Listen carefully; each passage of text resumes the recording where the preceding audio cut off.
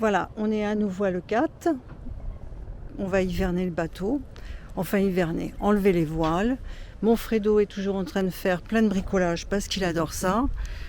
Maintenant qu'il s'est mis à l'électricité, on ne l'arrête plus. Donc il est en train de tout changer là-dedans. Et il fait pas beau, mais c'est pas grave. Demain, normalement, il fait beau. On va pouvoir s'occuper de nos voiles. Et tutti quanti. Allez, je vais vous montrer le boulot de Fredo. Alors là, c'est là que ça se passe. Là, ce que vous voyez, c'est la pompe du dessalle. La pompe à haute pression. La pompe à haute pression. Hein. Et alors derrière la pompe à haute pression, là, ici, on ne peut pas le montrer plus, mais là au bout de mon doigt, il y a un petit ventilateur pour aspirer les poussières de charbon qui sont branchées sur les plots de contact de la pompe à haute pression. Et les contacts étaient mal faits, donc je les refais parce que j'ai envie que les choses soient bien faites. Voilà. Alors bon, il y a des petits bordels partout, ici, là. Il adore ces petits chantiers. Ici, là, ici. Donc c'est là qu'il va y avoir des grandes transformations en fait. Parce qu'on va garder qu'un seul matelas sur les deux. Et sur cette partie-là, eh bien, il va y avoir des bacs de rangement bien attachés, bien arrimés pour tous les outils de Fredo.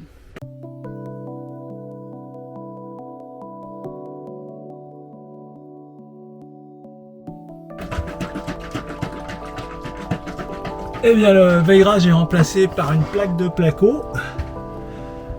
Et si ça, c'est pas du placo, mon cœur, je sais pas ce que c'est. C'est une plaque. Ah bah, placo, oui, c'est pas du placo. Je suis désolée, mais bon. On recommence. Ah, la raison, c'est pas du placo, c'est du contreplaqué.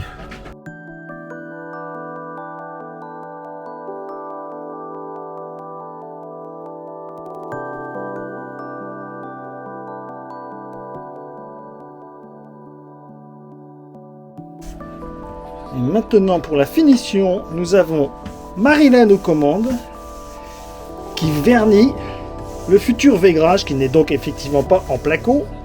Et ça, c'est de pas assez dormir et de trop travailler, on mélange tout. Oh, t'en as bien dormi. Hein. Bon, ok. Surtout dans la série.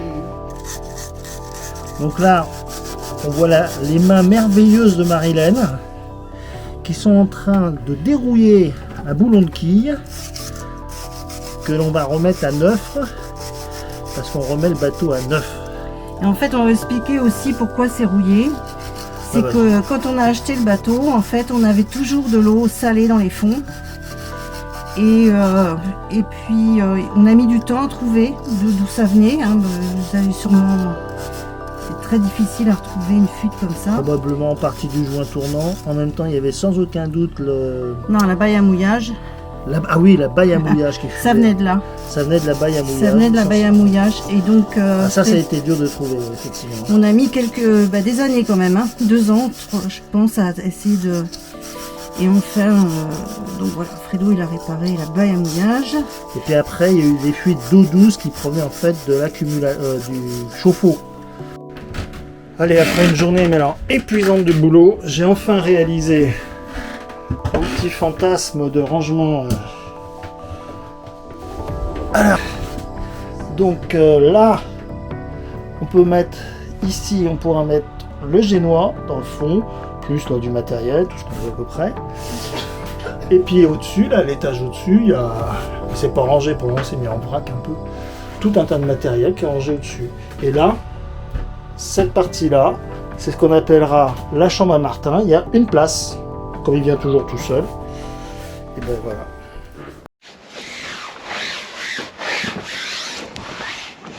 Allez, début du désherbement de la stream. Nettoyage du solent, dessalage, nettoyage de la bande UV. La partie qui est accessible. Bah, de toute façon, comme c'est le bas qui transfuse le sel... Ouais, non, mais ça va bien, ouais. Marlène en action. Avec tout l'équipement Navili, hein, j'ai reçu. Et comme je suis une bonne commentatrice, j'ai eu des cadeaux.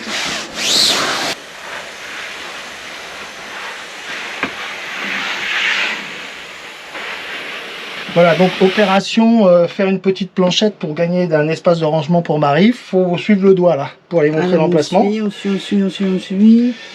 Et voilà. Rapproche-toi, va dedans. Voilà, faut faire un truc que ce soit plat. Voilà. Je puisse rendre. Donc, découpage d'un bout de carton pour faire le modèle de la plancha.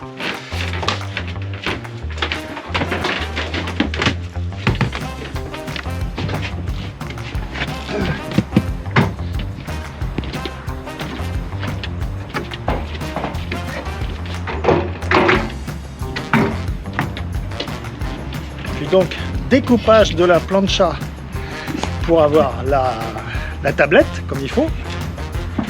Et le petit matériel. Le petit matériel, faut un peu de tout quand même. Hein. Il y a quand même là un rabot électrique, il y a une scie sauteuse et il y a une scie circulaire. Hein. Tout ça c'est sur le bateau. Et là il faut ajuster, donc on se sert du... Enfin il nous fait ça bien quoi. On va essayer de faire ça bien. Là maintenant, on va voir si ça va. Ça a été raboté tout le long.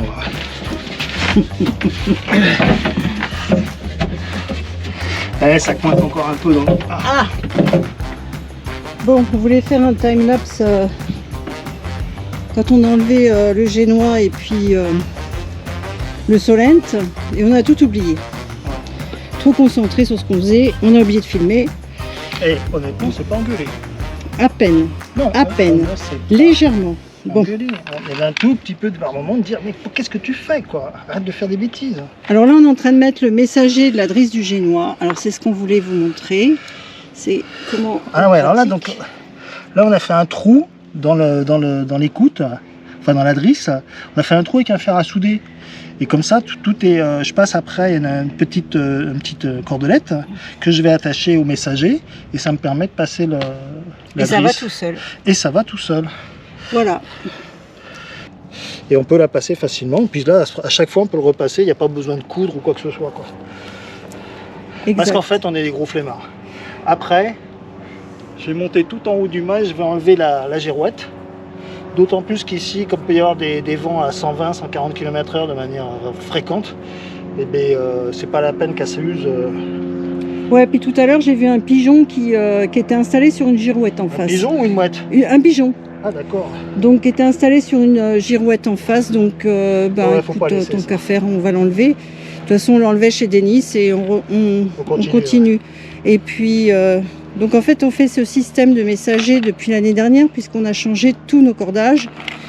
Et que, comme vous savez tous, ça coûte un bras. Donc, ça coûte vraiment cher. 1500 € je crois on a payé pour tout. 2000.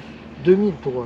Voilà, tous nos cordages. Presque tout, quoi. Presque tout. Et il manque la drisse du Solent qu'on n'a pas changé. Et que ça manque, parce qu'elle est extensible et à merde. Exact. Mais bon, voilà quoi. Ce qui fait que quand il y a du vent, il plisse le Solent. Et Marilène, elle est contente parce qu'elle a des riz de toutes les couleurs. On dirait une Gay Pride. On va essayer une solution parce que ça fait de nombreuses années qu'on a constaté qu'il y avait un ragage dans le mât sur la drisse de spi. Alors vraiment, on a été complètement idiot parce que quand on a fait tomber le mât, on n'a pas regardé. Donc là, on va mettre une gaine thermorétractable sur la drisse et puis qui est en fait de tissu, c'est pas du plastique.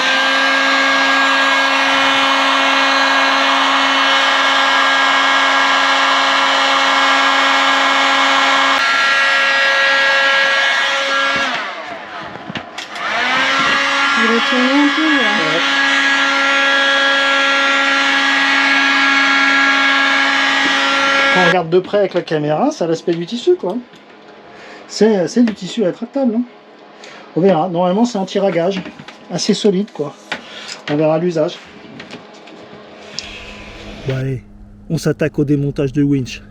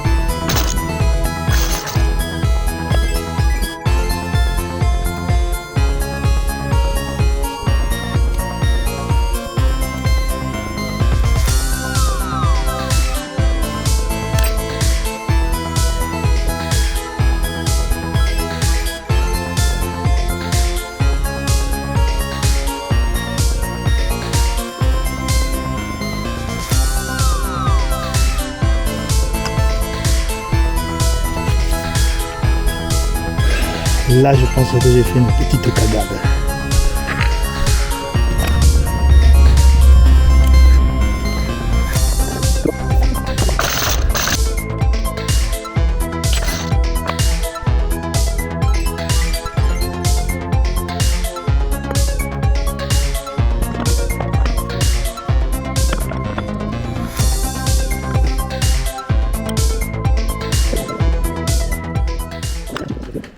Voilà, alors ce qui était très sympa aujourd'hui, c'est qu'il y a un couple qui est venu au bout du quai et c'est des youtubeurs qui nous suivent. Et donc eux-mêmes ont une chaîne YouTube qui s'appelle Liberty, donc je vous invite à aller voir. Et très très sympa, ils sont venus nous dire bonjour, donc ça fait plaisir de voir qu'il y a des youtubeurs qui ont reconnu qu'on était à Leucate, ils sont eux-mêmes à Leucate avec leur bateau. Et voilà, c'était très sympa. Vous allez voir. Lever de soleil sur Leucate.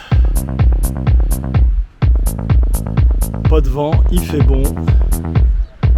Il fait meilleur qu'en Grèce, pauvre grec, pauvre plaisancier grec.